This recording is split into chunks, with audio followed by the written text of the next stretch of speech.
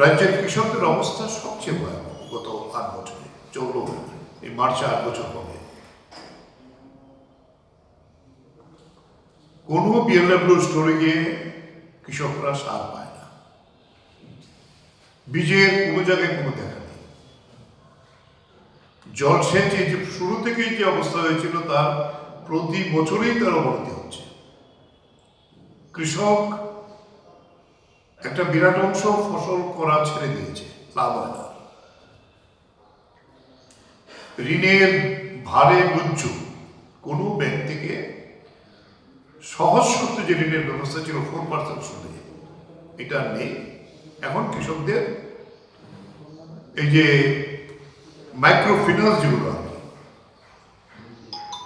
গজিয়ে উঠে আছে, আমাদের রাজ্যেও প্রায় 100-র উপরে এরকম সংস্থা আছে, তার চক্রবৃদ্ধি হারে সুদ, এবং এর থেকে নিয়েই কৃষককে ঋণের ভারে জর্জরিত। কৃষক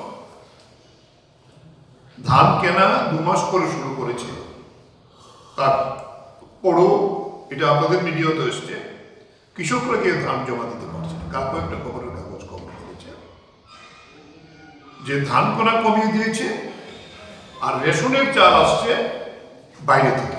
এটা কেমন কথা? বলে এই জায়গায় দাঁড়িয়ে আমরা বলবো যে আমাদের সাংগঠনিক বিষয় তো আছে, যে সবচেয়ে বড় কাজ হইল আমাদের এই কৃষকের সমস্যা নিয়ে আমরা আন্দোলন করেছি। এখন স্থানীয় স্তরে এবং রাজ্য স্তরেও এই আন্দোলন সংগঠিত করার জন্য আমাদের কালকে সিদ্ধান্ত হয়েছে। আমরা আগামী 1 মাস সময়ে গোটা রাজ্যের সমস্ত BLW store, superintendent agricultural office, sector অফিসগুলোতে আমাদের বিক্ষোভ হবে। আর বিধানসভার আগামী অধিবেশন, বাজেট অধিবেশন, যেখানে নীতি নির্ধারণ সবচেয়ে বেশি করে হয় বাজেট হবে, বাজেট অধিবেশনে আমরা বিধানসভা অভিযান করব এবং এতে 3টি সংগঠন আমাদের, সারা ভারত কৃষক সভা, গণমুক্তি পরিষদ এবং ত্রিপুরা ক্ষেত মজুরি ইউনিয়ন। তারিখটা আমরা চূড়ান্ত করিনি, কারণ তাদের সঙ্গে কথা বলে চূড়ান্ত করব, কিন্তু এটা হবে, এটা আমরা সিদ্ধান্ত নিয়েছি। আর এত আক্রমণ সন্ত্রাস এখনো আছে। 10 থেকে 12 কানি রাবার বাগান বিলোনিয়া উদয়পুরে পুড়িয়ে দিচ্ছে। গতকালকে রাত্রেও এরকম একটি ঘটনা ঘটেছে জুলাই বলে। সেই জায়গায় দাঁড়িয়ে আমরা বলবো যে কৃষকের এই যে ফসলের উপর আক্রমণটা, এটা তার উপর আক্রমণ এসে আরো খারাপ।